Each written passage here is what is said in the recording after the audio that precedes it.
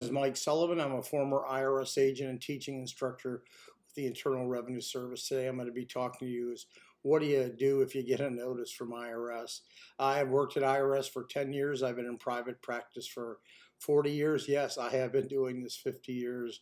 I'm a national expert in all IRS resolution matters. I thank you for watching my short YouTube station. My videos are about 5 minutes. Many of you have come to me because you've seen me on the national news. I appreciate you coming. I have about 7,000 subscribers. I try to give you the information you need in a short series of time. I have a whole team of former IRS agents and attorneys on staff. We match you up with the person who has the greatest expertise. So I do these videos so you don't get ripped off. Number two, so you hear the truth. And number three, you can make an formidable decision on what you need to do on any case. I want to just briefly tell you what to do if you get a notice or letter from IRS. First of all, don't freak out. It may not be right. So, IRS sends out millions and millions of IRS tax notices. They send them out if you owe money, if you didn't file a return. They're sending them out for levy, wage garnishment, audits. They send them out for hundreds of different reasons.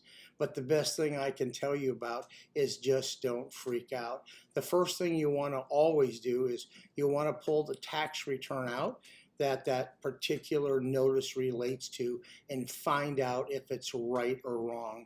So if you have an accountant or a CPA, you want to contact that person and let that person do the work for you. You shouldn't be engaging with Internal Revenue Service unless you know you're 100% spot on right, 100%.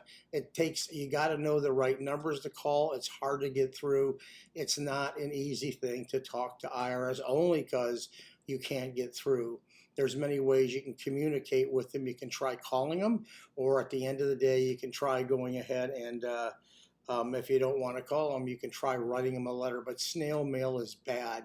As of this date, they probably have maybe, I know for back tax returns, they got 3 million 1040Xs they haven't practiced. Snail mail is going to take you a long time.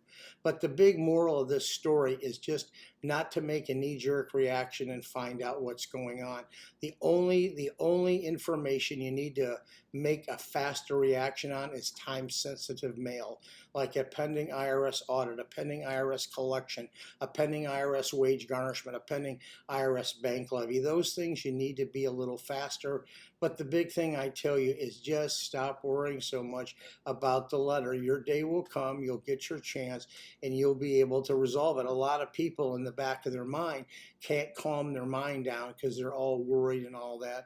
I can just tell you, after doing this 50 years, IRS has a lot more important things to do than just work your case.